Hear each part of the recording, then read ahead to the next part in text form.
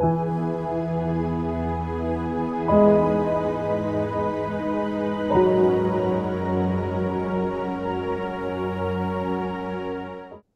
ప్రార్థన చేసుకుని తరగతి ప్రారంభించుకుందాం. ప్రేమ కలిగిన తండ్రి, మీ కొందనాలు నాయన, ఈ ఆన్లైన్ ద్వారా మీరు రాసిన దేదీప్యమానమైన దివ్య గ్రంథములో ఉన్న సంగతులను మేము చదువుతూ నేర్చుకునుచు పరిశీలిస్తుండగా ఆ మాటల వెనకాల ఉన్నటువంటి భావాలను, జ్ఞాన సంపదను మేము అర్థం చేసుకోవడానికి తగిన వివేకమును, తగిన బుద్ధిని, తగిన జ్ఞానమును అనుగ్రహించి నడిపించుమని యేసుక్రీస్తుల వారి పుణ్యనామంలో ఈ ప్రార్థన సమర్పించి అడిగి వేడుకుంటున్నాం తండ్రి. ఆమేన్. ఆమేన్. క్రీస్తునందు ప్రియులారా, మన ప్రభు అయిన యేసుక్రీస్తుల వారి పుణ్యనామంలో మీ అందరికీ శుభములు, వందనములు తెలియజేస్తున్నాను. ఈరోజు మన పాఠ్య భాగం, పాఠ్యాంశం జగమెరుగని జాబిలమ్మ రహస్యం. జగమెరుగని జాబిలమ్మ రహస్యం. జాబిలమ్మ అన్నటువంటి పదం మీకు కనబడుతుంది. జాబిలమ్మ, అందులో అమ్మ కూడా ఉంది అన్నది మీరు గమనించాలి. జాబిలమ్మ అని. సో ఇది ఒక శాస్త్రీయ నామమేమీ కాదు, ఇది ఒక కావ్య నామం, కావ్య పదం అంటారు. అంటే చంద్రుడికి ఉన్నటువంటి చాలా పేర్లు ఉంటాయి. చంద్రుడికి చాలా పేర్లు ఉన్నాయి. ఇంగ్లీష్లో అయితే మూన్ అంటారు, మీరు అందరూ ఎరిగిన వారే. అయితే కొన్ని చంద్రుడికి ఉన్నటువంటి పేర్లలో కావ్య పదమైనటువంటి ఈ జాబిలి, జాబిలమ్మ అన్నటువంటి పదాలు కావచ్చు, ఆ చందమామకు ఉన్నటువంటి అనేక పేర్లలో కొన్ని పేర్లు నేను ప్రస్తావిస్తున్నాను. అందులో చంద్రుడు, నిశకరుడు అని, అంటే నిశ లేదా నిషి అంటే చీకటి లేదా రాత్రి, రాత్రిని ప్రకాశింపజేయువాడు అని నిశకరుడు అని చంద్రుడికి ఉన్నటువంటి పేర్ల గురించి ప్రస్తావిస్తున్నాను. అలానే మనకి చందమామ అనే పిల్లలకు కూడా మన చిన్నప్పుడు పాటల రూపంలోనూ ఆ పిల్లలకి అన్నం తినిపించే ప్రయత్నాలు చేస్తుంటాం, పిల్లల్ని బుజ్జగించే ప్రయత్నాలు చేస్తుంటాం, చందమామ అంటారు. వాస్తవానికి ఇది కూడా అక్కడ మామయ్య అన్న పదం కూడా కావ్య పదమే. చందమామ అనేది కూడా అదొక కావ్య పదం.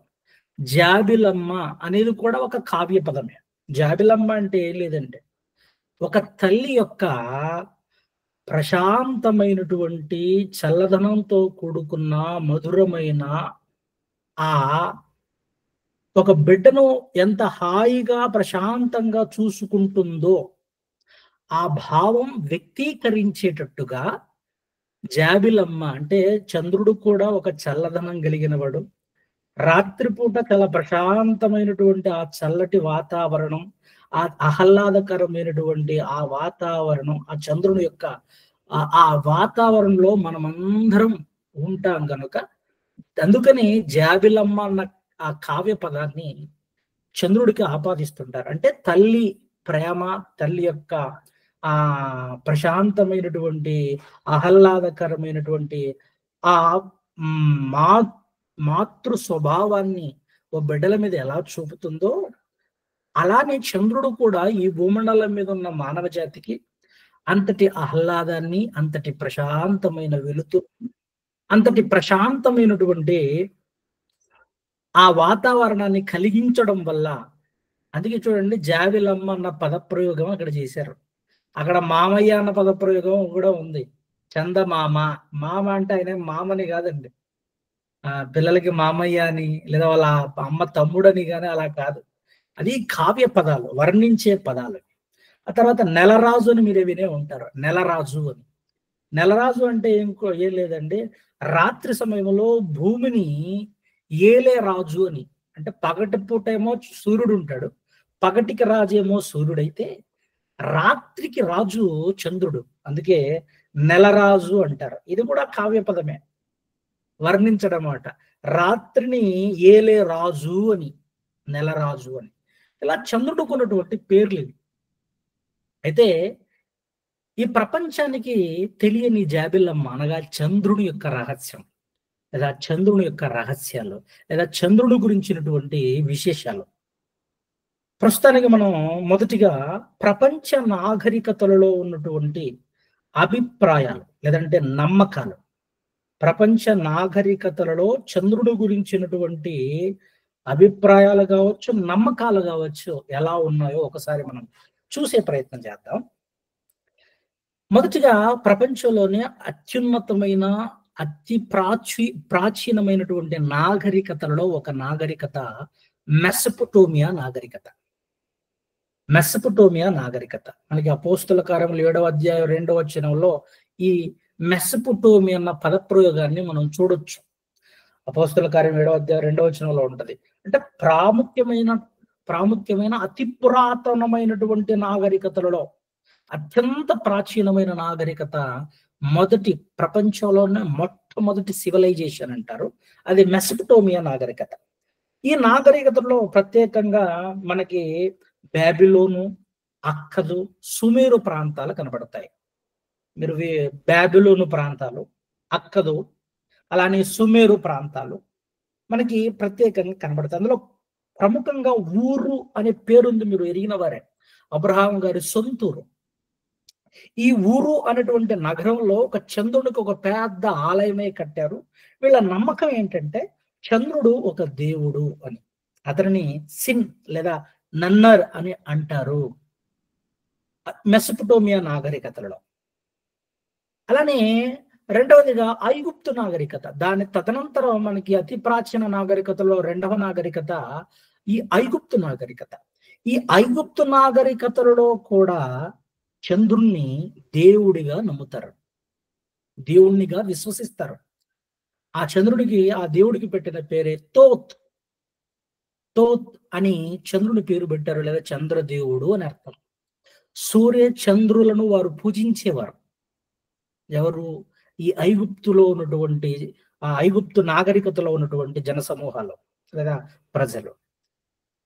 అండ్ రెండవది మనకి ఈ నైలు నది మొదలుకొని యూఫ్రటీస్ నది వరకు, నైలు నది మొదలుకొని యూఫ్రటీస్ నది వరకు కూడా మీకు మ్యాప్ షేర్ చేసే ప్రయత్నం చేస్తాను. ఈ నైలు నది నుంచి ఏమండి ఆ యూఫ్రటీస్ నది వరకు కూడా, ఇదంతా కూడా పాత నిబంధన కాలంలో, లేదంటే ఏసియంట్ కనాను భూభాగం, ఇది పురాతన కాలం నాటి కనాను భూభాగం. ఐగుప్తు మొదలుకొని, ఐగుప్తు నదులు అయినటువంటి నైలు నది మొదలుకొని మనకి యూఫ్రటీస్, టైగ్రిస్ నదులు కనబడతాయి. అదే మెసొపొటేమియాపు అత్యంత, ఆ రెండు నదుల మధ్య ఉన్నటువంటి భూభాగమే ఈ మెసొపొటేమియా. యూఫ్రటీస్, టైగ్రిస్ నదుల మధ్య ఉన్న భూభాగం. ఈ రెండు నదుల నుంచి ఇటు ఐగుప్తు నది నుంచి మధ్య వ్యాపించి ఉన్నటువంటి భూభాగం ఏదైతే ఉందో అదంతా కూడా ఇది మనకి కనాను భూభాగంగా బైబిల్లో దేవుడు దీన్ని ప్రస్తావించాడు. ఆదికాండము 15వ అధ్యాయము, ఆదికాండము 15వ అధ్యాయము 18వ వచనములో మనం చూడగలిగితే ఒకసారి. ఆ దినమందే యెహోవా ఐగుప్తు నది మొదలుకొని గొప్ప నది అయిన యూఫ్రటీస్ నది వరకు ఈ దేశమును, అనగా కెనీయులను, కనిజ్జీయులను, కద్మోనీయులను, హిత్తీయులను, పెరిజ్జీయులను, రెఫాయిలను, అమోరీయులను, కనానీయులను, గీర్గాషీయులను, యోబుసీయులను నీ సంతానమునకు ఇచ్చి ఉన్నానని అబ్రహాముతో నిబంధన చేశాను. ఇక్కడ 18వ వచనంలో పర్టికులర్ గా ఐగుప్తు నది మొదలుకొని గొప్ప నది అయిన యూఫ్రటీస్ అని ఉంది. అంటే ఐగుప్తు నదులు మొదలు యూఫ్రటీస్ నది వరకు కూడా ఆ కనాను భూభాగం, ఈ దేశమును అన్నాడు, అదే పాలు తెరుడు ప్రవహించే దేశం. ఆ భూభాగం అంతా కూడా అండి కనానీయులు ఉన్నారు, ఐగుప్తులు. అదే ఐగుప్తు నైలు నది అనగానే మీకు ఐగుప్తులు, కనానీయులు, అలానే మెసొపొటేమియాలో ఉన్నటువంటి ప్రజలు, నేను చెప్పాను కదా, మెసొపొటేమియా నాగరికతలో ఉన్నటువంటి జనాలు సెమిటిక్ సంతానం, సేమ్ సంతానం నుంచి వచ్చినటువంటి వారు, సెమిటిక్ సంతానం, సేమ్ సంతానం నుంచి వచ్చిన వారు. ఆ తర్వాత సిరియన్లు, బబులోనియులు, అక్కదీయులు, సుమేరియన్లు, వీళ్ళందరూ వస్తారు. వీళ్ళంతా కూడా వాళ్ళ యొక్క నమ్మకాలలో, సంస్కృతులలో చంద్రుణ్ణి ఆరాధ్య దైవంగా ఆరాధించారు, దేవుణ్ణిగా వారు భావించి దేవుణ్ణిగా కొలిచారు. దానికి బైబిల్ ఇచ్చినటువంటి డెఫినేషన్ కూడా, బైబిల్ ఇచ్చినటువంటి సాక్ష్యం కూడా చూద్దాం. ఈ ఐగుప్తు నదులు మొదలుకొని యూఫ్రటీస్ నది నది వరకు ఉన్నటువంటి ఆయా నాగరికతలు ఏవైతే ఉన్నాయో, నైలు నది నాగరికత జనాలు కావచ్చు, అదే ఐగుప్తు నాగరికత కావచ్చు, మెసప్టోమియా నాగరికత కావచ్చు, సుమేరియన్లు కావచ్చు, పూర్వ సంతానంలో ఉన్న వాళ్ళు కావచ్చు, సిరియన్లు కావచ్చు, బబులోనియులు కావచ్చు, అక్కదీయులు కావచ్చు, కనానీయులు కావచ్చు, వీళ్ళంతా కూడా చంద్రుణ్ణి దేవుడుగా భావించి దేవుడిగా భావించి వారు ఆరాధించారు, దైవంగా నమ్మారు. వారి నమ్మకం అది. బైబిల్లో నుంచి మనం చూద్దాం. ద్వితీయోపదేశ కాండము 4వ అధ్యాయము 19వ వచనం. ద్వితీయోపదేశ కాండము 4వ అధ్యాయము 19వ వచనం.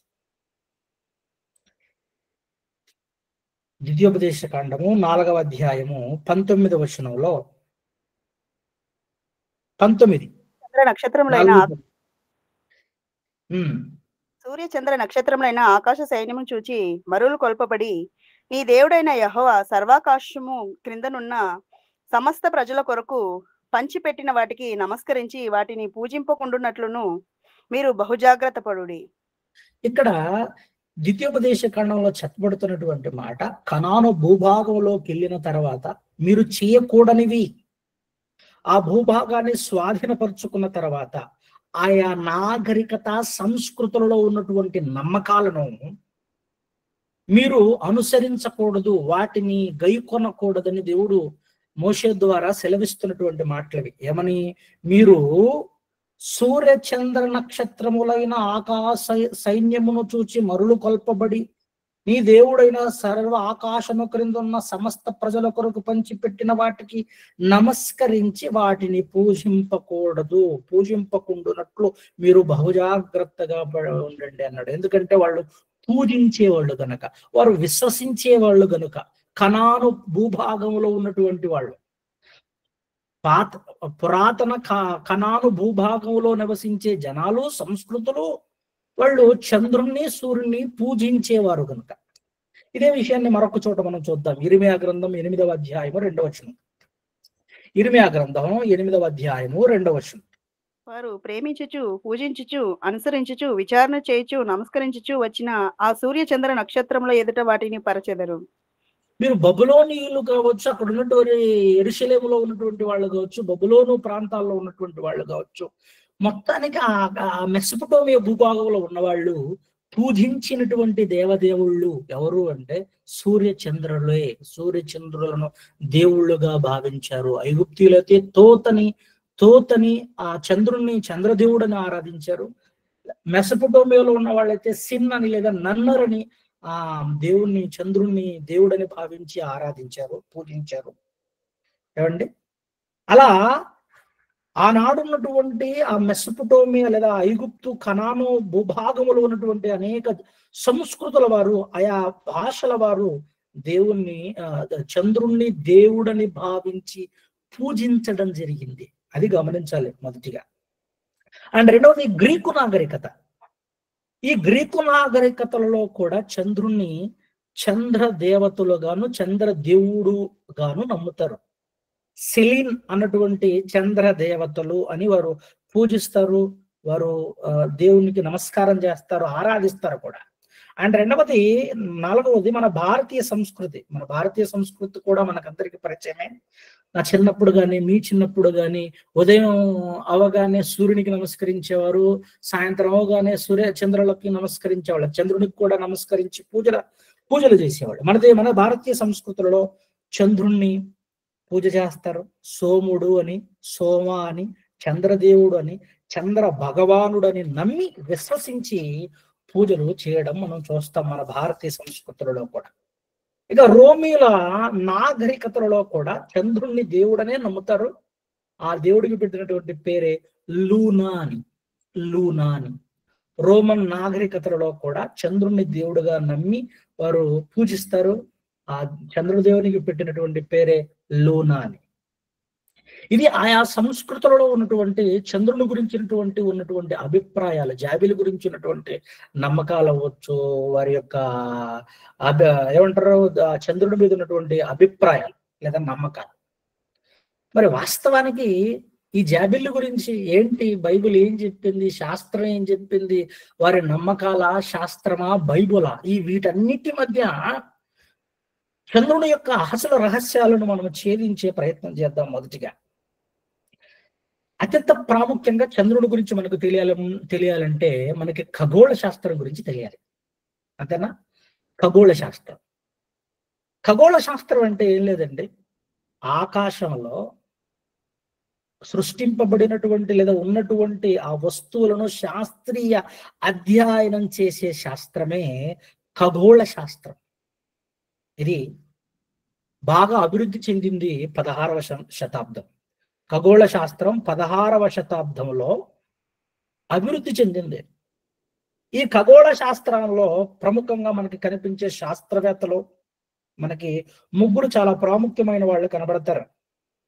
ముగ్గురు ప్రాముఖ్యమైనటువంటి శాస్త్రవేత్తలు మనకి కనబడతారు. అందులో ప్రముఖంగా ఖగోళ శాస్త్రవేత్తలలో ఏమండి గ్రీక్ 2వ శతాబ్దానికి చెందినటువంటి వాడు టలోమీ, భూకేంద్ర సిద్ధాంతాన్ని ప్రతిపాదించినటువంటి గ్రీకు ఖగోళ శాస్త్రవేత్త టలోమీ.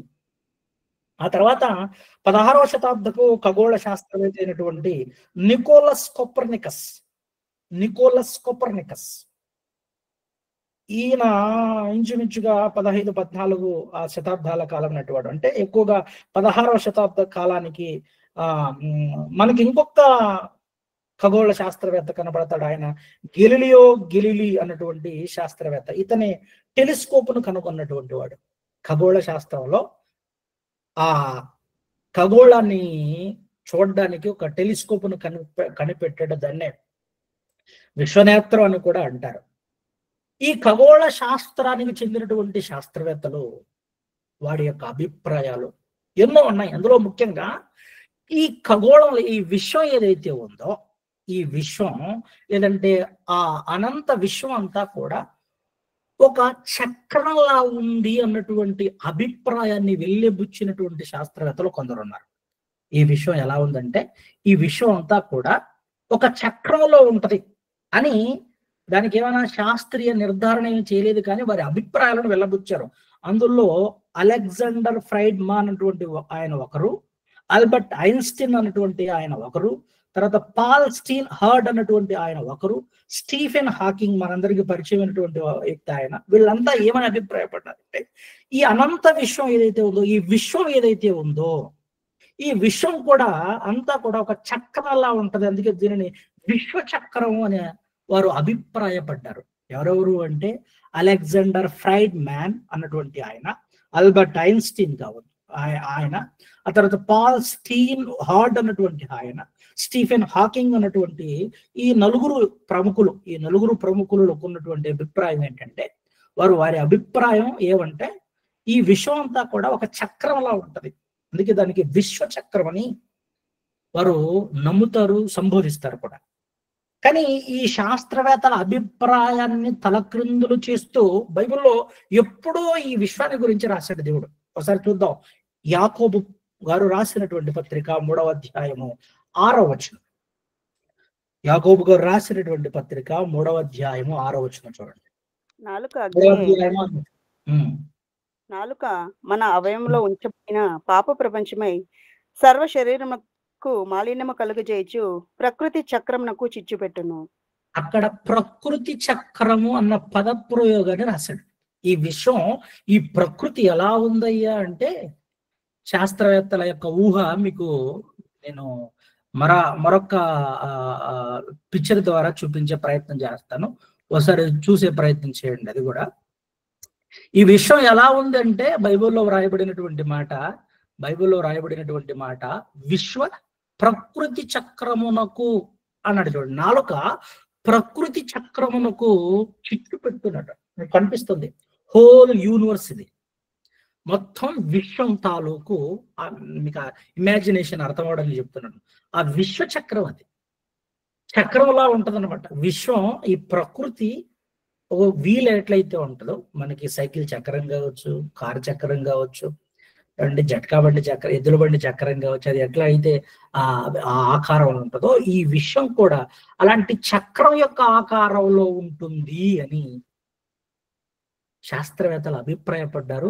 వారి అభిప్రాయాలను తలక్రిందులు చేస్తూ బైబిల్ ఏనాడో చెప్పింది ప్రకృతి చక్రము అని. ఈ ప్రకృతి ఎలా ఉందట, ఓ చక్రంలా ఉంది.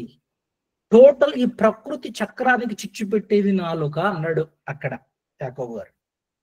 అయితే ఇప్పుడు ఈ విశ్వంలోకి, ఈ ఖగోళంలోకి వెళ్ళి ఎన్నో పరిశోధనలు చేశారు. ఎన్నో శాస్త్రీయ పరిశోధనలు చేశారు. మనకి ప్రధానంగా ఖగోళ శాస్త్రవేత్తలు ఇందాక చెప్పినట్టుగానే టలోమీ కావచ్చు, నికోలస్ కోపర్నికస్ కావచ్చు, గెలిలియో గెలిలీ కావచ్చు, వీళ్ళందరూ కూడా పరిశోధన చేసి చెప్పింది ఏంటంటే, ఈ విశ్వంలో ఉన్నటువంటి నక్షత్రాలు కావచ్చు, ఉన్నటువంటి గ్రహాలు కావచ్చు, ఉన్నటువంటి ఉపగ్రహాలు, ఇవన్నీ కూడా ఉన్నాయి. గ్రహాలున్నాయి, ఉపగ్రహాలున్నాయి, నక్షత్రాలున్నాయి.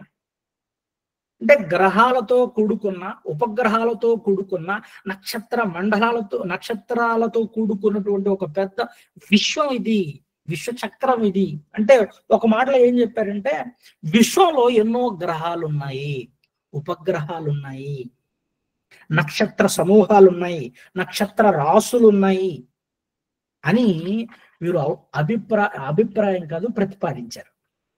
ఒకసారి బైబిల్లో నుంచి మనం ఒక మాట చూసే ప్రయత్నం చేద్దాం. ఈ విశ్వంలో ఎన్నో గ్రహాలు ఉన్నాయి, ఎన్నో నక్షత్రాలు ఉన్నాయి. వాటి గురించి బైబిల్ ఏం చెప్పిందో చూద్దాం. ఖగోళ శాస్త్రానికంటే ముందే బైబిల్ ఎలాంటి సమాచారాన్ని అందించిందో చూద్దాం. రాజుల 2వ గ్రంథం 23వ అధ్యాయము, రాజుల 2వ గ్రంథము 23వ అధ్యాయము 5వ వచనం. రాజుల 2వ గ్రంథము 23వ అధ్యాయము 5వ వచనం. మరియు యూదా పట్టణముల యందున్న ఉన్నత స్థలములలోను యెరూషలేము చుట్టూనున్న చోట్లలోను ధూపం వేయుటకై యూదా రాజులు నియమించిన అర్చకులనేమి, బయలునకును, సూర్యచంద్రులకును, విగ్రహములకును, నక్షత్రములకును ధూపము వేయి వారినేమి అతడు అందరినీ నిలిపివేశాను. అక్కడ ఏమైనా పదప్రయోగం రాశాడంటే, సూర్య చంద్రులకును, గ్రహములకును, నక్షత్రములకును. ఏమట? బైబిలు ఏనాడో ఈ విశ్వచక్రంలో ఖగోళ శాస్త్రానికి తెలియని ఈ వాళ్ళు అర్థం చేసుకున్న తర్వాత చెప్పడానికంటే ముందే ఏనాడో ఏం చెప్పిందంటే, ఈ విశ్వచక్రంలో సూర్యచంద్రులు, గ్రహములు, నక్షత్రములు ఉన్నాయని ఏనాడో చెప్పింది బైబిల్.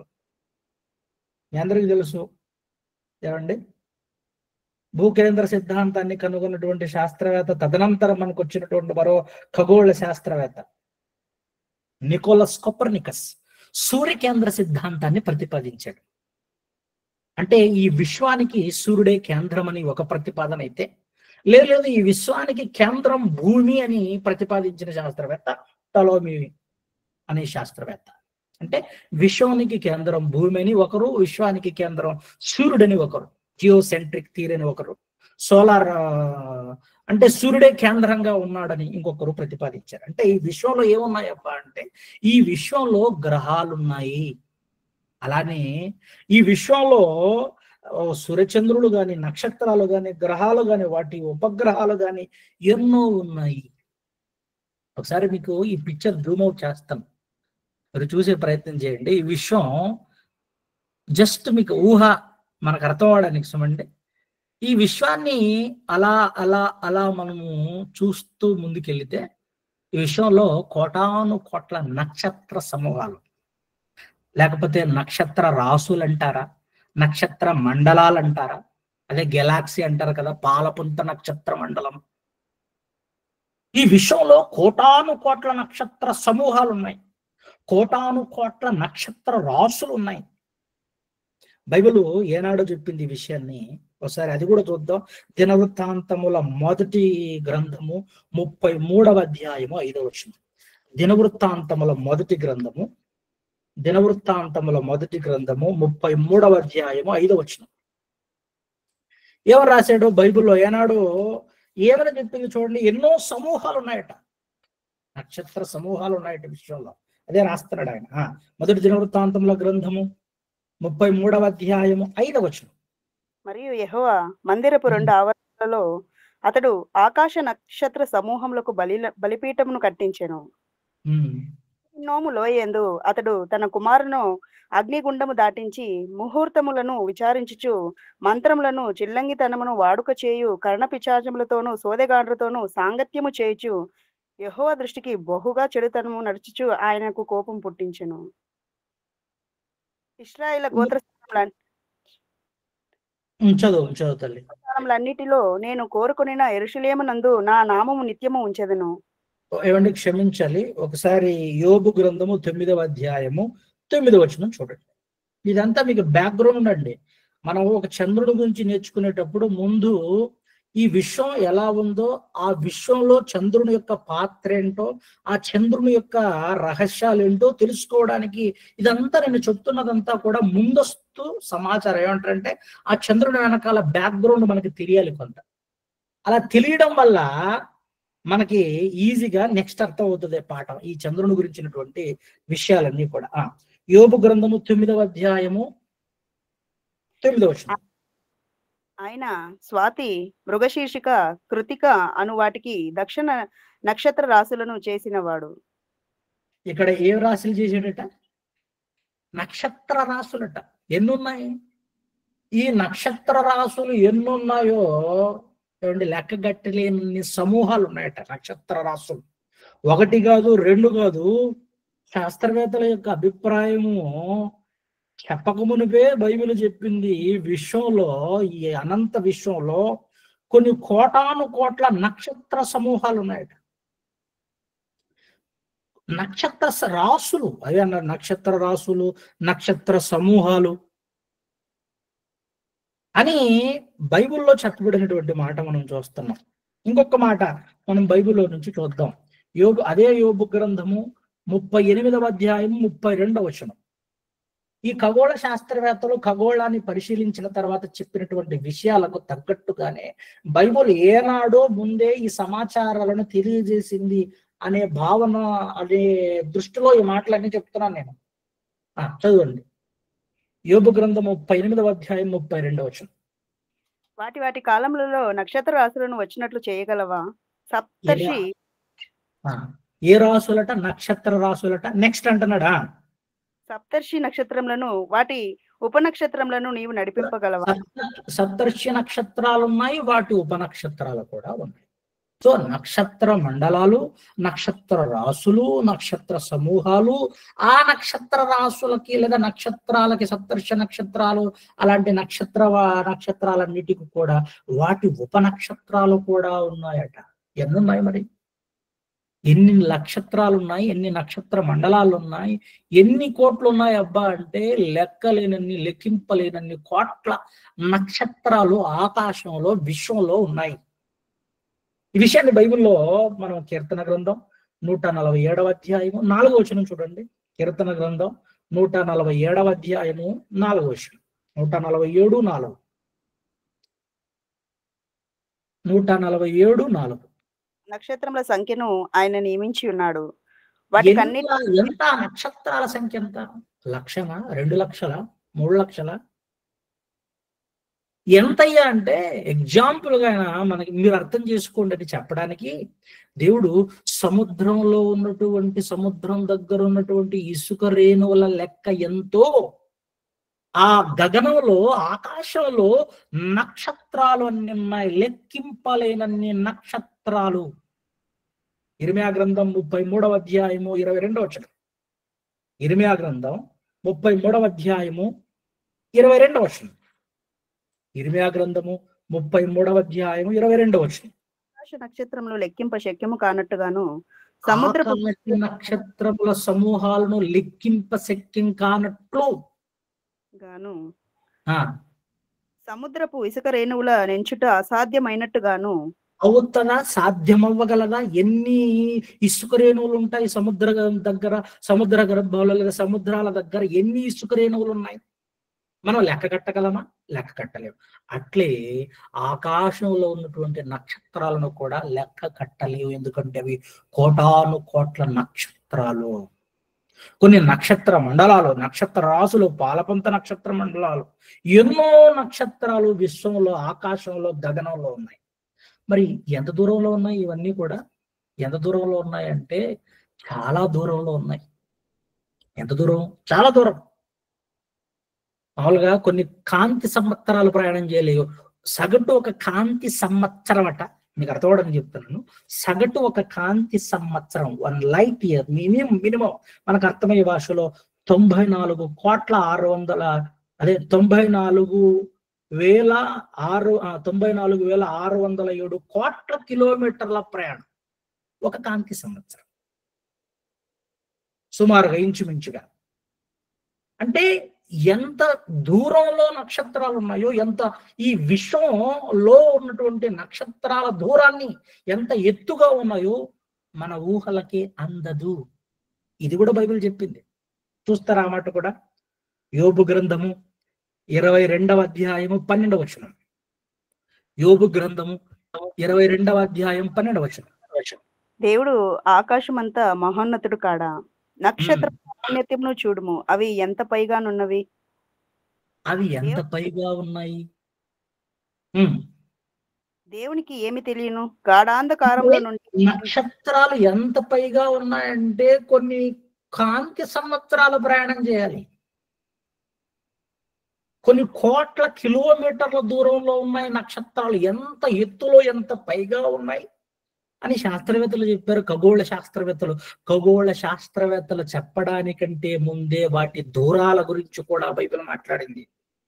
ఆ కాంతి ప్రయాణాల గురించి కూడా బైబిల్ చెప్పి దేవనంటే అవి ఎంత ఎత్తుగా ఉన్నాయి, ఎంత పైగా ఉన్నాయి అన్న విషయాలని శాస్త్రం చెప్పక మునిపే బైబిల్ ఏనాడో చెప్పింది. రైట్. ఈ విశ్వం ఒక చక్రాకారంలో ఉందని శాస్త్రవేత్తల అభిప్రాయాలను తలకిందులు చేస్తూ బైబిల్లో వ్రాయబడినట్లుగా ఈ విశ్వ చక్రమని, ప్రకృతి చక్రమని మనం చూసాం. ఆ ప్రకృతి చక్రంలో ఎన్నో నక్షత్రాలు ఉన్నాయి, కోటాను కోట్ల నక్షత్రాలు ఉన్నాయి. అవి చాలా దూరాలలో, చాలా ఎత్తులో ఉన్నాయి. ఆ నక్షత్రాలను, ఆ విశ్వంలో నక్షత్రాలతో పాటు గ్రహాలు, వాటి ఉపగ్రహాలు కూడా ఉన్నాయి. అందుకే ఇందాక చూసాం రాజుల గ్రంథంలో సూర్యచంద్రులు, గ్రహాలు కూడా ఉన్నట్లు ఆకాశంలో. మనందరికీ తెలుసు ఈ విశ్వంలో ఉన్నట సౌర కుటుంబం అని మీరు ఎరిగిన వారు అందరూ సూర్య కుటుంబము అంటారు కదా. ఈ సూర్య కుటుంబంలో, ఈ సౌర కుటుంబంలో సూర్యుడి కేంద్రంగాను మిగతా గ్రహాలు సూర్యుని చుట్టూ అలా భ్రమించడం, పరిభ్రమించడం మనం గమనిస్తుంటాం. సూర్యుని చుట్టూ అలానే మిగతా గ్రహాలన్నీ కూడా పరిభ్రమణాలు చెందుతున్నట్టు మనం చూస్తాం. మనకి శాస్త్రం అదే చెప్పింది. ఓ సౌర కుటుంబం, సూర్యుని చుట్టూ అనేక గ్రహాలు ఉన్నాయి, అవి పరిభ్రమణాలు చెందుతున్నాయి అని.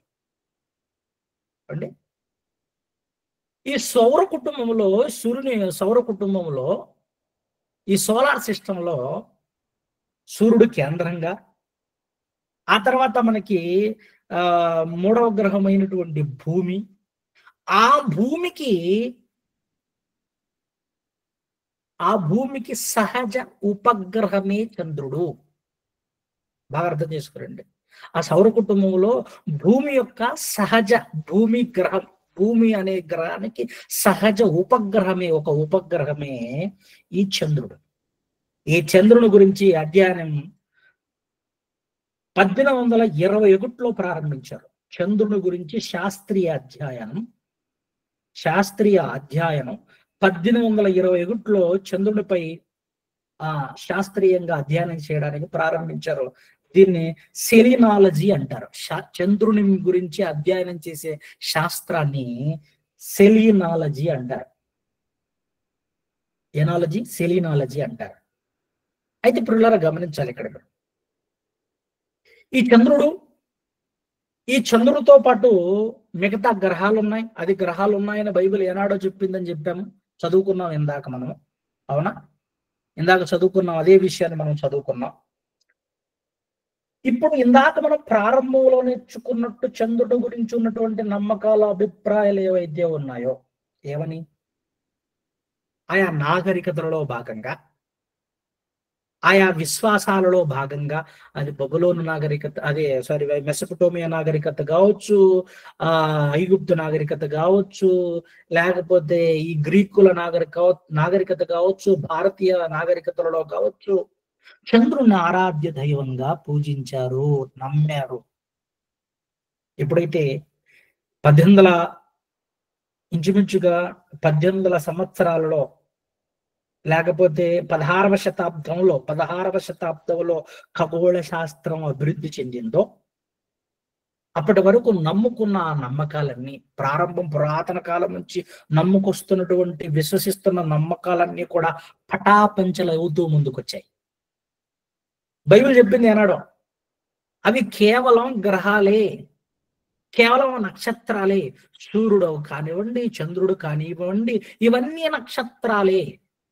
మీరు వాటికి మరులు కొల్పబడి మీరు వాటిని పూజించకూడదు, మీరు నమస్కరించకూడదు, వాటిలో దైవత్వం లేదు అన్న నగ్న సత్యం ఇప్పుడు కాదు. ఈ శాస్త్రవేత్తలు 16వ శతాబ్దానికి చెందినటువంటి 16వ శతాబ్దంలో అభివృద్ధి చెందినటువంటి ఖగోళ శాస్త్రం పుట్టక మునిపే, లేదా ఇది ప్రారంభం కాక మునిపే అన్నాడు బైబిల్ చెప్పింది రాజుల గ్రంథంలో. అవి గ్రహాలే. ఈ ఖగోళంలో, ఈ అనంత విశ్వంలో ఎన్నో గ్రహాలున్నాయి, ఎన్నో ఉపగ్రహాలు ఉన్నాయి, వాటి ఉపగ్రహాలు ఉన్నాయి, ఎన్నో నక్షత్రాలు ఉన్నాయి, నక్షత్ర రాసులు ఉన్నాయి, ఆ నక్షత్ర రాసులకి వాటి ఉపనక్షత్రాలు ఉన్నాయి, నక్షత్ర సమూహాలు ఉన్నాయి. ఇవన్నీ కూడా దేవుడు సృష్టించినవి, దేవుడు కలుగజేసినవి. వీటిని దేవుళ్ళగా భావించి మీరు వాటికి పూజలు చేయకూడదన్న నగ్న సత్యం బైబిల్లో ఏనాడో చెప్పింది. తర్వాత రీసెంట్ గా 1969 క్రీస్తు శకం 1969 జూలై 20వ తారీఖు అమెరికాకు చెందినటువంటి అపోలో 11 మిషన్ గగనతలంలోకి వెళ్ళింది చంద్రుడిపై. ఈ అపోలో 11 అనేటువంటి మిషన్ లో భాగంగా మొట్టమొదటిసారిగా చంద్రుడిపై తొలి అడుగు పెట్టాడు నీల్ ఆర్మ్స్ట్రాంగ్ అన్నటువంటి వ్యక్తి. ఇది మనం అందరూ చదువుకున్న వాళ్ళమే, మనం అందరూ నేర్చుకున్న వాళ్ళమే. అంటే ఇన్నాళ్ళు దేవుడని పూజలు చేశారు. బాగా వినండి, జగమెరుగని జాబిలమ్మ రాష్ట్రంలో ఒక రహస్యం మాత్రమే తెలుసుకుంటున్నాం. వీలైతే ఒక 90 ఈ పాఠం తాలూకు ఇంకా ఒక భాగాన్ని మనం వచ్చే తరగతిలో నేర్చుకోవడానికి ప్రయత్నం చేద్దాం. అయితే ఇందులో భాగంగా ఈ పాఠంలో జగమెరుగని జాబిలమ్మ రాసుకున్నటువంటి ఈ అంశంలో ఖగోళ శాస్త్రం అభివృద్ధి చెందక మునిపే ప్రపంచంలో ఉన్నటువంటి ఎన్నో నమ్మకాలు, ఎన్నో విశ్వాసాలను తలక్రిందులు చేస్తూ బైబుల్ ఏనాడో చెప్పింది, జాబిలమ్మ ఒక ఉపగ్రహం మాత్రమే, ఒక గ్రహం మాత్రమే. 1969 జూలై 20 నాడు అమెరికాకు చెందిన అపోలో 11 మిషన్ ద్వారా వెళ్ళినటువంటి నీల్ ఆర్మ్స్ట్రాంగ్ మొట్టమొదటిసారిగా చంద్రుడిపై అడుగు వేశాడు. అప్పుడు అందరి నమ్మకాలు ఏమైపోయాయి? పటాపంచలైపోయాయి. బైబిల్ చెప్పింది అది దేవుడు కాదురా నాయన, నేను సృష్టించినటువంటి ప్రకృతిలో ఉన్న వస్తువు అది. అందుకే హెచ్చరికగా దాని గురించి జ్ఞానోపదేశం దేవుడు ఏనాడో చేశాడు. జ్ఞానోపదేశం ద్వితీయోపదేశ కాండంలో ఎలాంటి ఉపదేశం చేశాడో చూద్దాం. ద్వితీయోపదేశ కాండం 17వ అధ్యాయం 2వ వచనంలో మనకు దేవుడు చేసిన జ్ఞానోపదేశం ఏంటని, ఈ ఖగోళ శాస్త్రవేత్తలు కళ్ళు తెరవక మునిపే అందులో మీరు దాన్ని దైవంగా భావిస్తున్నారు కదా, దేవుడని నమ్ముతున్నారు కదా, కాదు నేను సృష్టించినటువంటి వస్తువు అని చెప్పడానికి ఏనాడో మీరు ఏం చేయకూడదు అని చెప్తున్నారు. చూడండి ఆయన ద్వితీయోపదేశ కాండం 17వ అధ్యాయం 2వ వచనం. ద్వితీయోపదేశ కాండము 17వ అధ్యాయం 2వ వచనం. నీ దేవుడైన యెహోవా నిబంధనను మీరి ఆయన దృష్టికి చెడ్డదానం చేయొచ్చు. నేను ఇచ్చిన ఆజ్ఞ విరోధముగా అన్య దేవతలకు అనగా సూర్యునికైనను చంద్రునికైనను ఆకాశ నక్షత్రంలోని దేనికైనను నమస్కరించి మొక్కు పురుషుడే గాని స్త్రీయే గాని నీ దేవుడైన యెహోవా నీకిచ్చుచున్న నీ గ్రామంలో దేని యందైనను నీ మధ్య కనబడినప్పుడు. అంటే ఒక మాటలో ఏం చెప్తున్నాడు అయ్యా దేవుడు అంటే, ఇదిగోండి నేను ఇచ్చే మీకు ఆ కనాన భూభాగంలో కావచ్చు, నా నిబంధన మీరు మీరకూడదు. అన్య దేవతలు అనగానే ఏమంటున్నాడు ఆయన? సూర్యునికైనను చంద్రునికైనను ఆకాశ నక్షత్రములలో దేనికైనను మీరు నమస్కరించి మొక్కకూడదు. ఇప్పటికీ చంద్రుడిని దేవుడిగా నమ్ముతున్నారు. ఇప్పటికీ చంద్రుడి మీద విశ్వాసాలను, కొన్ని మూఢనమ్మకాలు ఉన్నాయి. మూఢనమ్మకాలను తలక్రిందులు చేస్తూ, ఖగోళాన్ని ఛాలెంజ్ చేస్తూ, ఏనాడో బైబిల్ ఇచ్చినటువంటి ఇన్ఫర్మేషన్ అది ఒక గ్రహం, దాన్ని మీరు నమస్కరించకండి, అది నేను సృష్టించిన వస్తువు అవునా? దేవుడు సృష్టించాడు. అవును, దేవుడే సృష్టించాడు దాన్ని. ఆదికాండం 1వ అధ్యాయంలో మనం చదువుకునే మాట అదే. ఆదికాండం 1వ అధ్యాయం చూడండి ఒకసారి, అది కూడా ఈ సందర్భంలో భాగంగా. ఆదికాండం 1వ అధ్యాయము 14వ వచనం. ఆ దేవుడు సృష్టి క్రమంలో భాగంగా దేవుడు ఏమేం చేశాడో చూడండి అక్కడ. దేవుడు పగటిని దేవుడు రాత్రిని పరిచినట్లు పగటిని రాత్రిని వేరుపరుచున్నట్లు ఆకాశ విశాలమందు జ్యోతులు కలుగునుగా కనియు అవి సూచనలను కాలములను దిన సంవత్సరములను సూచించుటకై యుండునుగా కనియు భూమి మీద వెలుగుచ్చుటకు అవి ఆకాశ విశాలమందు జ్యోతులై ఉండునుగా కనియు పలికెను. ఆ ప్రకారమాయను. దేవుడు ఆ 2 గొప్ప జ్యోతులను అనగా పగటి నీలుటకు పెద్ద జ్యోతిని, రాత్రి నీలుటకు చిన్న జ్యోతిని, నక్షత్రములను చేశాడు. దేవుడు చేసిన వస్తువు ప్రకృతిలో ఖగోళంలో ఉన్నటువంటి ఒక్కొక్క గ్రహం, ఒక్కొక్క నక్షత్రం, వాటి ఉపగ్రహాలు. మీకు అర్థమవుతుంది కదా? అంటే దేవుడు చేసినటువంటి వస్తువు, దాన్ని దేవుడని నమ్మినటువంటి ఎన్నో నాగరికతలను, ఎన్నో విశ్వాసాలను శాస్త్ర ప్రపంచం చెప్పడానికంటే ముందే బైబిల్ చెప్పింది. కానీ ఈరోజు బైబిల్ పై ముద్ర వేస్తారు మత గ్రంథము అని కదా. పిల్లరా, ఇక్కడ ఇంకొక విషయాన్ని మీకు గుర్తు చేసే ప్రయత్నం చేస్తాను.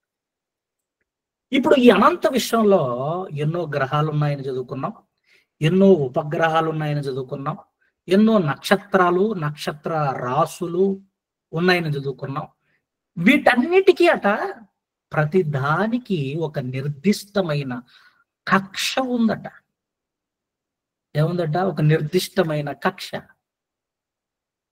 మీకు ఈ నిర్దిష్టమైన కక్ష ఉంది. ఆర్బిట్ అంటారు ఇంగ్లీష్ లో.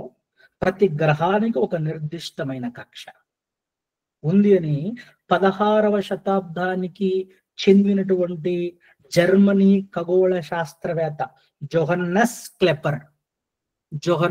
క్లెపర్ అన్నటువంటి శాస్త్రవేత్త, లేదు ఈ ఖగోళంలో ఉన్నటువంటి గ్రహాలు, వాటి ఉపగ్రహాలు కావచ్చు, నక్షత్రాలు కావచ్చు, వాటి ఉపనక్షత్రాలు కావచ్చు, ప్రతిదానికి ఒక నిర్దిష్టమైన కక్ష ఉంది, ఒక ఆర్బిట్ ఉంది అని కనుగొన్న ఘనత ఈ జోహన్నెస్ క్లెపర్ అన్నటువంటి జర్మన్ ఖగోళ శాస్త్రానికి చెందినటువంటి వ్యక్తికి చెందుతుంది ఆ ఘనత.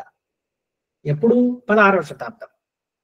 కానీ 16వ శతాబ్దానికంటే ముందే, క్రీస్తుకు పూర్వమే, 1000 సంవత్సరాల క్రితమే బైబిల్లో గ్రహాలకి, వాటి ఉపగ్రహాలకి, నక్షత్రాలకి, ఆ నక్షత్ర ఉపనక్షత్రాలకి ప్రతిదానికి ఒక నిర్దిష్టమైన కక్ష ఉన్నట్టు, అవి ఆ కక్షకు తిరిగి ప్రయాణం చేసి అదే కక్ష దగ్గరకు వచ్చి చేరుతాయన్న విషయాన్ని ఏనాడో దేవుడు రాశాడు. చూద్దాం బైబిల్లో నుంచి. కీర్తనల గ్రంథం. అసలు అలానే పిక్చర్ కూడా మీరు చూసే ప్రయత్నం చేయండి. మీరు ఆ వచనాన్ని చదువుతూ మీకు జస్ట్ అర్థం అవడానికి, నేను చెబుతున్న విషయాలు మీకు అర్థం అవడానికి ఈ పిక్చర్ చూస్తా రెఫరెన్స్ ని మీరు అబ్జర్వేషన్ చేయండి. కీర్తన గ్రంథం 19వ అధ్యాయం 6వ వచనం. కీర్తనల గ్రంథం 19వ అధ్యాయం 6వ వచనం. అతడు ఆకాశంన ఈ దిక్కు నుండి బయలుదేరి ఆ దిక్కు వరకు దాని చుట్టూ తిరిగి వచ్చుచున్నాడు. ఎవరు? సూర్యుడు. సూర్యునికి ఏముంది? ఒక దిక్కు నుంచి బయలుదేరి మరలా తిరిగి ఆ దిక్కు గుండా వెళ్ళి తిరిగి ఆ గమ్యానికి చేరాలట. అది చదువుతున్నాడు. ఇదొకసారి చదువు, అదొక్కసారి చదవండి అన్నమాట. అతడు అనగా సూర్యుడు ఆకాశమున ఈ దిక్కు నుండి బయలుదేరి ఆ దిక్కు వరకు దాన్ని చుట్టి తిరిగి వచ్చుచున్నాడు. ఆర్బిట్, కక్ష అంటారు దీన్ని.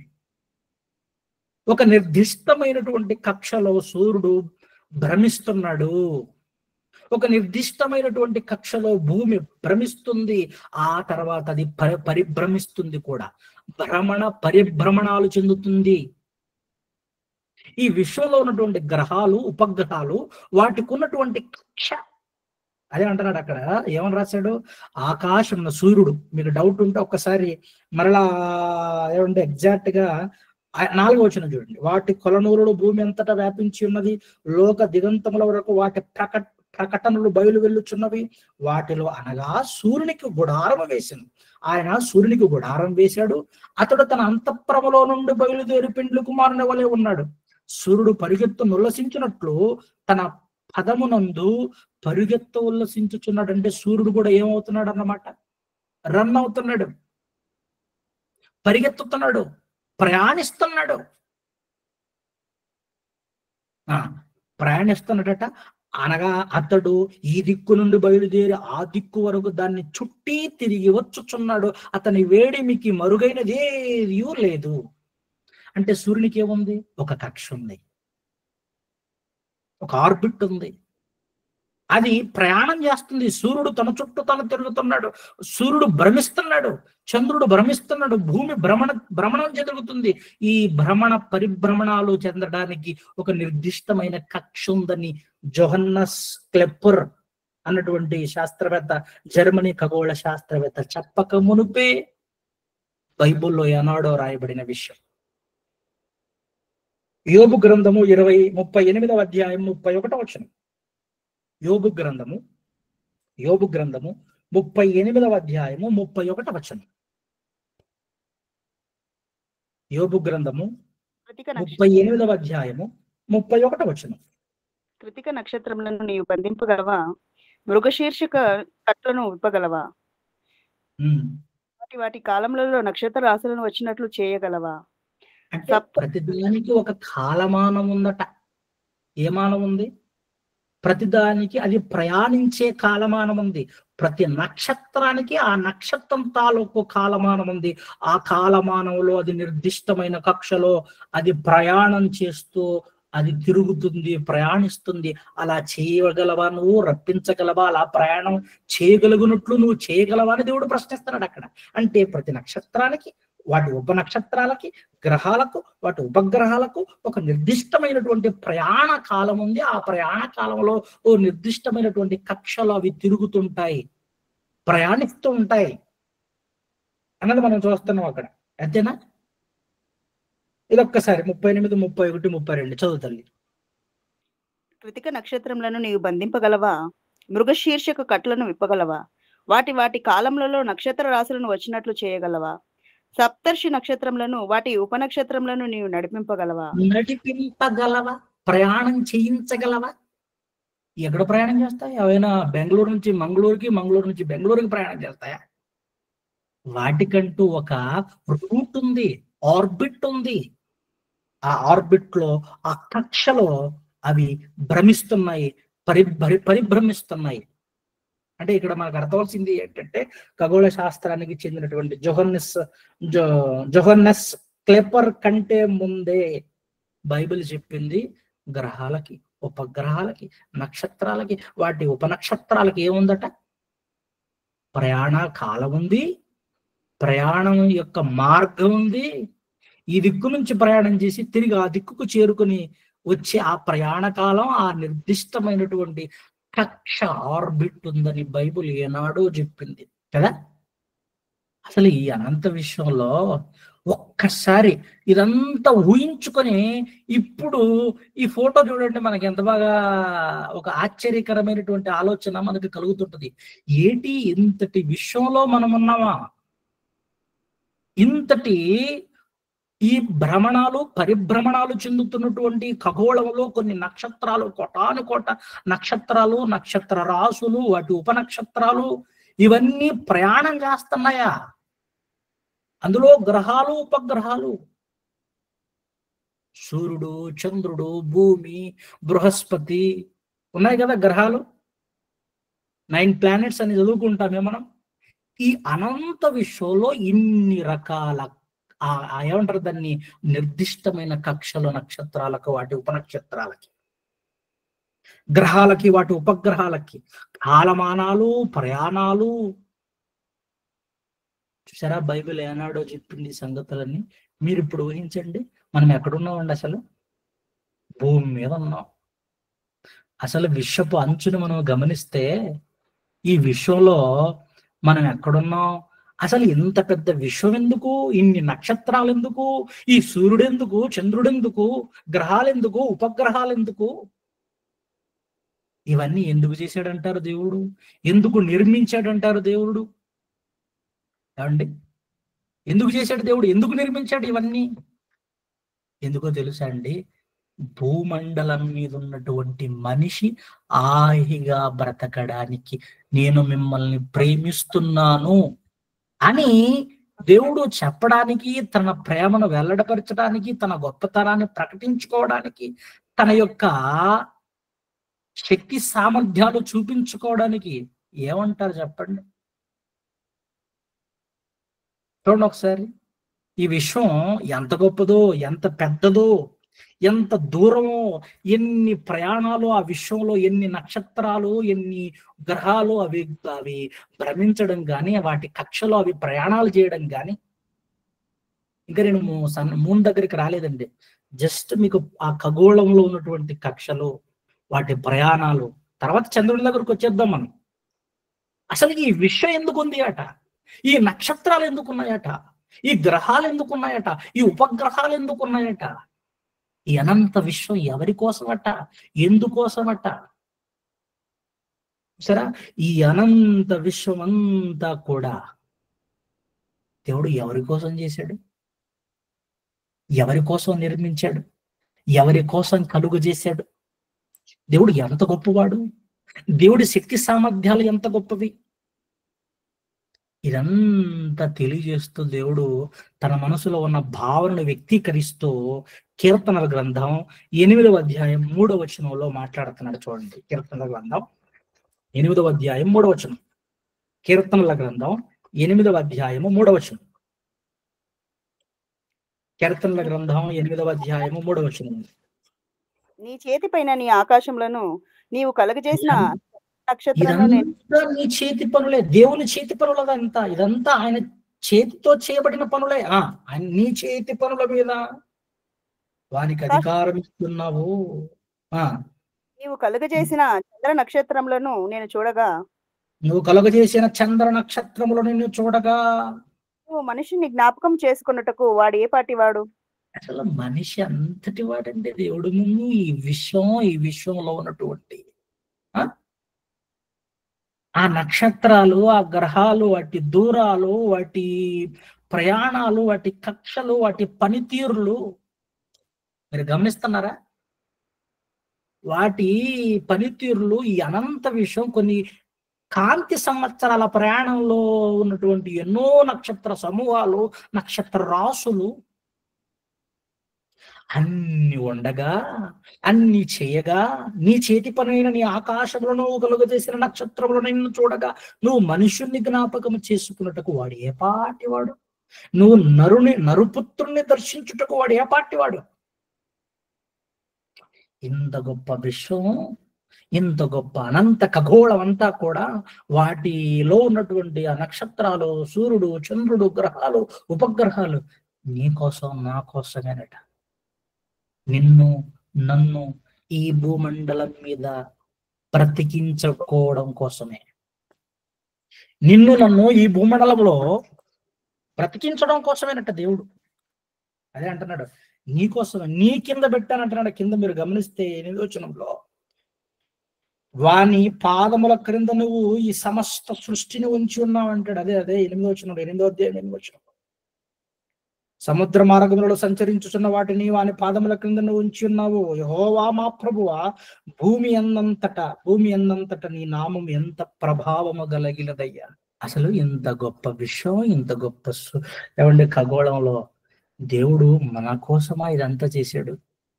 వీటన్నిటిని గుర్తు చేసుకుంటూ ఒకసారి ఊహించండి, ఎవరి కోసం అనుకున్నారు? నా కోసం. నువ్వు భూమి మీద హాయిగా బ్రతకడం కోసం, నేను భూమి మీద హాయిగా బ్రతకడం కోసం దేవుడు చేసినవి. అయితే ఇప్పుడు మన జాబిలమ్మ గురించి వద్దాం. జగమెరుగుని జాబిలమ్మ రహస్యం. ఈరోజు ఒక పాయింట్ అయితే మీరు నేర్చుకున్నారని అనుకుంటున్నాను. ఎందుకంటే ఆ పాయింట్ లో ఎన్నో నమ్మకాలు, ఎన్నో నాగరికతలు విశ్వసించిన విశ్వాసం ఏమని? చంద్రుడు దేవుడని. చంద్రుడు దేవునిగా పూజించారు. కానీ ఆ శాస్త్ర ప్రపంచం కళ్ళు తెరవక మునుపు బైబిల్ ఏనాడో చెప్పేసింది. ఖగోళ శాస్త్రం పుట్టక మునిపే చంద్రుడు నేను సృష్టించిన వస్తువు అని, సూర్యుడు నేను సృష్టించిన వస్తువు అని, వాటితో పాటు నక్షత్రాలు, ప్రకృతి చక్రం, అందులో ఉన్న కోటాను కొట్ట నక్షత్రాలు నేను కలుగజేసినవి అని దేవుడు ఏనాడో చెప్పాడు. పిల్లరా, మరి ఈ చంద్రుడు పుట్టుకేంటి? దీంట్లో దీని గురించి జాబిల్లి గురించి జగమెరుగని రహస్యాలేంటి, ఒక్కొక్కటి తెలుసుకునే ప్రయత్నం చేద్దాం. ఏమండి, నా పాఠం అయిపోలేదు, గమనించాలి. ఇదంతా ఇంట్రడక్షన్ అండి. చంద్రుడి దగ్గరికి రావడానికి ఇదంతా ఇంట్రడక్షన్, ఇదంతా పరిచయ పలుకులు. బికాస్ ఇదంతా మనకు అర్థమైతే అప్పుడు ఆ చంద్రుని యొక్క రహస్యాలు, దేవుడు ఏం చెప్పాడు శాస్త్ర ప్రపంచానికి తెలియని, జగానికి తెలియని, జగమెరుగని ఆ జాబిలమ్మ రహస్యాలు ఏమున్నాయి. అందులో ఒకటి ఇప్పుడు పరిచయం చేసి వదిలేస్తాను. ఆల్మోస్ట్ 8:50 అయింది. రెండో భాగం మేబీ నెక్స్ట్ వీక్ చదువుకుందాం, బాగుంటుంది. ఒకసారి చూద్దాం. బైబిల్లో ఆదికాండం మొదటి అధ్యాయము 14వ వచనం మనం చదువుకున్నటువంటి ఒక నగ్న సత్యం. 14లో అసలు ఈ సూర్యుడు చంద్రుడట ఎందుకున్నారట, ఎందుకు సృష్టించాడట దేవుడు అనేది మనం గమనిస్తే అక్కడ 2 విషయాలు ఉన్నాయి. నెలరాజును చదువుకున్నామే. నెలరాజు ప్రారంభంలో ఈ రాత్రికి ఎవరు రాజు? చంద్రుడు. నిశకరుడు, రాత్రిని ప్రకాశింపజేసేవాడు, శశిని ఛేదించి వెలుతురును ప్రసరింపజేసేవాడు నిశకరుడు, అదే చంద్రుడు. ఒకటి భూమి మీద వెలిగించడానికి అన్నాడు. అసలు ఈ చంద్రుని యొక్క పుట్టుక, ఆ చంద్రుని యొక్క అసలు ఎందుకు సృష్టించాడు అనడానికి ఆధారంగా దేవుడు ఒక మాట రాశాడు అక్కడ. ఆదికాండం మొదటి అధ్యాయం 14వ వచనంలో ఏమని చెప్పాడు? దేవుడు పగటిని రాత్రిని వేరుపరచునట్లు ఆకాశ విశాల ముందు జ్యోతులను కలుగును గాకనియు, అవి సూచనలను, కాలములను, దిన సంవత్సరములను సూచించుటకై ఉండును గాక అన్నాడు. రాత్రిని పగలును వేరుపరచడానికి ఉందట. ఎట్లా రాత్రి పగలు వేరవుతుంది చెప్పండి, ఒకసారి చూద్దాం. రాత్రి పగలు ఎలా వేరవుతుంది? బైబిల్లో చెప్పింది శాస్త్రీయంగా సత్యమా? గమనించాలి నా పాయింట్. రాత్రి పగలు ఎలా వస్తాయి, ఎలా ఏర్పడతాయి? అవునా? అండ్ రెండవది ఇంకా అంటాడు కిందకి ఆయన, ఈ సూర్యచంద్రులు, అందులో చంద్రుడు మనం చదువుకుంటున్నటువంటి చంద్రుడు సూచనలను, కాలములను, దిన సంవత్సరములను సూచిస్తాయి. నీకు క్యాలెండర్ గురించి అవగాహన ఉంది అనుకుంటున్నాను నేను. నెలకు 31 అని, నెలకి 30 అని, అదే ఒక్కొక్క నెలకు 30, 31 అని మనం వాడుతున్న ప్రపంచం ఈరోజు వాడుతున్న క్యాలెండర్ గ్రెగోరియన్ క్యాలెండర్. సూర్యుని యొక్క కాలమానాన్ని బట్టి రూపొందింపబడిన క్యాలెండరే గ్రెగోరియన్ క్యాలెండర్. అయితే చంద్రుని యొక్క కాలమానాన్ని బట్టి కూడా క్యాలెండర్లు రూపొందించారు. చంద్రమాన కాలము, సూర్యమాన కాలం అని 2 కాలాలు ఉంటాయి ప్రకృతిలో. వాటి గురించి నేర్చుకుందాం మనం. సూర్యకాలమానం, చంద్రకాలమానం. అసలు చంద్రుని గురించి శాస్త్రం ఏం చెప్పింది? ఈ శాస్త్ర ప్రపంచం చెప్పక ముప్పే బైబిల్ చెప్పిన రహస్యం ఏంటి? చంద్రకాలమానం. ఈ చంద్రుడి గురించిన అనేక విశేషాలు మేబీ నెక్స్ట్ వారం నేర్చుకుందాం. సమయం అవుతుంది కనుక వచ్చే వారం తప్పనిసరిగా క్లాసులకు హాజరవ్వండి. ఇంకా కొన్ని పాయింట్స్, ప్రధానమైనటువంటి జగమెరుగని ఆ జాబిలమ్మ రహస్యాలను మనం తెలుసుకునే ప్రయత్నం చేద్దాం. శాస్త్రీయ ఆధారమైనటువంటి రీతులతో, శాస్త్రీయ పరిశోధన దృక్పథంతో కూడుకున్నటువంటి విషయాలను మనం ఈ తరగతుల్లో నేర్చుకునే ప్రయత్నం చేద్దాం. ఓకేనండి? కళ్ళు మూసుకొని ప్రార్థన చేస్తాం. ప్రేమ కలిగిన తండ్రి, మీకు వందనాలు నాయనా. జగమెరుగని జాబిలమ్మ రహస్యం ఉన్నటువంటి పాఠంలో భాగంగా మీ ఔన్నత్యం, మీ గొప్పతనం, మీ కీర్తి, మీ ప్రభావం, మీ ఘనత, మీ శక్తి, మీ ఆశ్చర్యకరమైనటువంటి ఆ ఆశ్చర్యకరమైన క్రియలు ఎంత అమోఘం, ఎంత అద్భుతం. అంత గొప్ప ఆశ్చర్యకరులైన మీరు మాకు దేవుడుగా, మేము మీకు పిల్లలుగా ఈ భూమండలం మీద బ్రతుకుతున్నందుకు చాలా సంతోషంగా, గర్వంగా ఉంది నాయన. మీ మాటలు వింటున్నాం, ఇంకా నేర్చుకుంటున్నాం. ఈ జగానికి, ఈ ప్రపంచానికి తెలియని మహత్కరమైనటువంటి ఎన్నో సంగతులు, ఎన్నో జ్ఞాన సంగతులు, విశ్వ రహస్యాలను మేము నేర్చుకోబోతుండగా మీ కటాక్షం, మీ కాపుదల ఉంచి మమ్మల్ని ఆయన నడిపించమని ఈ మాటలు విన్న మీ బిడ్డలందరినీ జ్ఞాపకం చేసుకోమని యేసునామని ప్రార్థన సమర్పించి అడిగి వేడుకుంటున్నాం తండ్రి. ఆమేన్.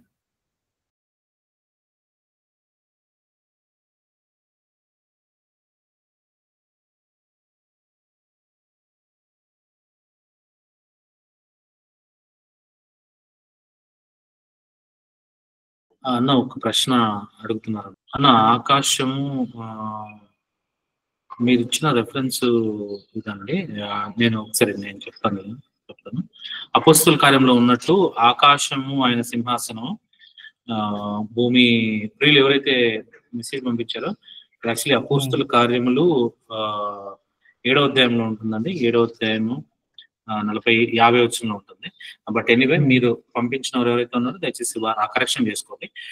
ఆకాశము నా సింహాసనం, భూమి పాదపీఠం. ఇప్పుడు దీన్ని దేవుడిని ఎలా మనం అర్థం చేసుకోవాలంటే ఆకాశంలో ఆయన ఉన్నట్టు, పాదాలు భూమి మీద ఉన్నట్టు అనే ఊహించుకోవాలా? దీన్ని ఎలా అర్థం చేసుకోవాలండి ప్రశ్న.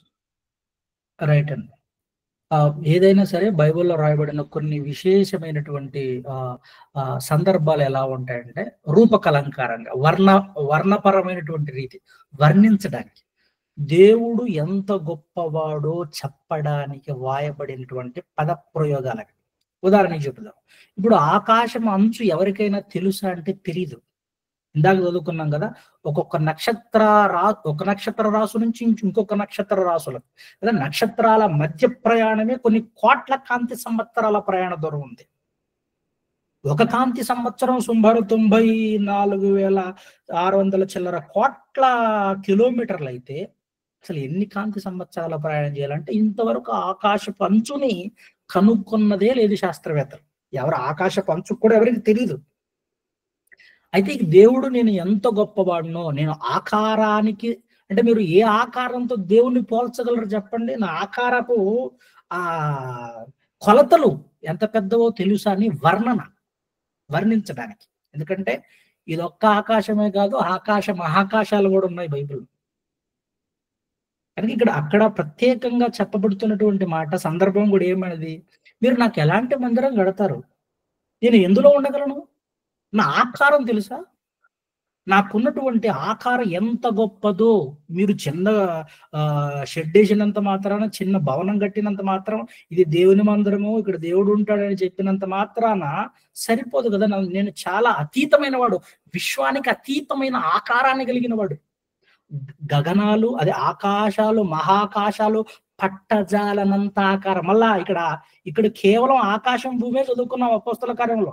కానీ రాజుల గ్రంథం 1వ అధ్యాయము 8వ మొదటి రాజుల గ్రంథము 8వ అధ్యాయము 27వ వచనంలో అసలు దేవుని యొక్క ఆకారం ఎంత గొప్పదో వర్ణిస్తున్నాడు. అసలు మన ఊహలకే అందనంత గొప్ప ఆకృతి, మీరు ఇమాజినేషన్ చేసుకోలేరు ఆయన ఆకృతిని. 8వ అధ్యాయము 27వ వచనంలో నిశ్చయముగా దేవుడు ఈ లోకమందు నివాసము చేయడు, ఆయన ఆకాశ మహాకాశాలు సైతం నిన్ను పట్టజాలవు. మందిరం ఎట్లా మందిరం కడతారు నాకే? ఆఫ్టర్ ఆల్ చిన్నది భూగోళంలో మహా అంటే ఎంత ఉంటది అది? మీరు కట్టే మందిరం ఏ పాటి కొలతలతో ఉంటది?